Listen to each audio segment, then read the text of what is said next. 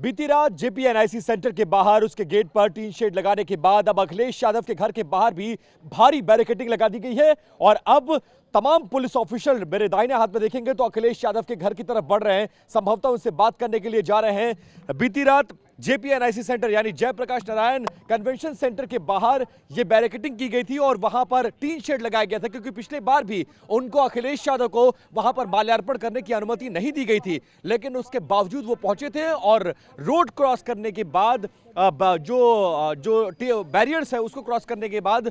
जो वॉल्स है उसको क्रॉस करने के बाद अखिलेश यादव अंदर पहुंचे थे और माल्यार्पण किया था। ये अखिलेश यादव के घर की बाहर की तस्वीर है जहां पर उनकी सिक्योरिटी इस वक्त आपको नजर आएगी। भारी सुरक्षा बल बाएं हाथ में समाजवादी पार्टी दफ्तर मुख्यालय की तरफ बढ़ रहा है और इस तरफ अगर आप देखेंगे तो ये वो तमाम बैरिकेड्स हैं जो लगाए गए। सबसे पहले तस्वीर हम आपको अखिलेश यादव के घर की दिखा रहे हैं जहां पर कल देर रात वो सैफई से कार्यक्रम करने के बाद लौटे हैं और सीधा जेपीएनआईसी सेंटर पहुंचे जहां पर उसके गेट पर टीन शेड लगाया जा रहा था। वहां पर उन्होंने कहा,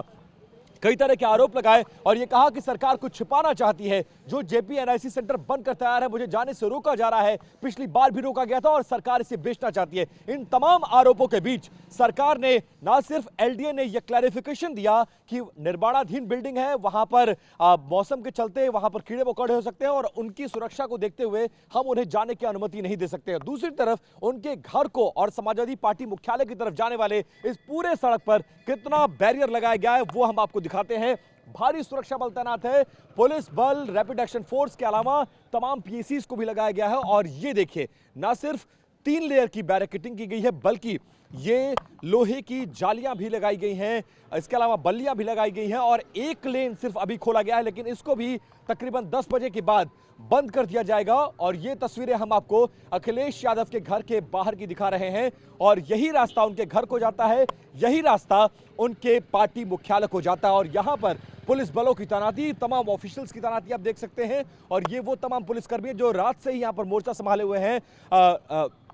लखनऊ के कई आईपीएस ऑफिसर्स ने यहां पर मोर्चा संभाला हुआ है और किसी को भी 10 बजे के बाद इस रास्ते से जाने की अनुमति नहीं होगी। ये वो बैरियर्स है, महिला पुलिसकर्मी, रैपिड एक्शन फोर्स, पीएसी और यूपी पुलिस के जवानों को तैनात किया गया है। जेपीएनआईसी सेंटर यानी जयप्रकाश नारायण की पुण्यतिथि पर जेपीएनआईसी सेंटर में माल्यार्पण के मुद्दे पर अखिलेश यादव और सरकार आमने सामने है। अखिलेश यादव कुछ भी करके इस मसले पर वहां जाना चाहते हैं, माल्यार्पण करना चाहते हैं क्योंकि अखिलेश यादव के सरकार में ही जेपीएनआईसी सेंटर को बनाया गया था और इस पर भ्रष्टाचार के आरोप लगे थे। सरकार ने इसके काम को रुकवा दिया था और उसके बाद जांच के आदेश दिए थे। हालांकि जांच में क्या निकला, कौन दोषी पाया, कौन दोषी नहीं पाया गया, इसको लेकर सरकार ने कोई क्लैरिफिकेशन नहीं दिया। लेकिन एक वक्त ऐसा आया जब इसी जेपीएनआईसी सेंटर के अधूरे काम को पूरा करने के लिए योगी सरकार ने 83 करोड़ का बजट जारी किया था और अब एक बार फिर से जेपीएनआईसी सेंटर चर्चा में है। जयप्रकाश नारायण की पुण्यतिथि पर अखिलेश यादव कुछ भी करके वहां जाना चाहते हैं और सरकार अखिलेश यादव को कुछ भी करके वहां जाने से रोकना चाहती है। इसीलिए उनके आने की खबर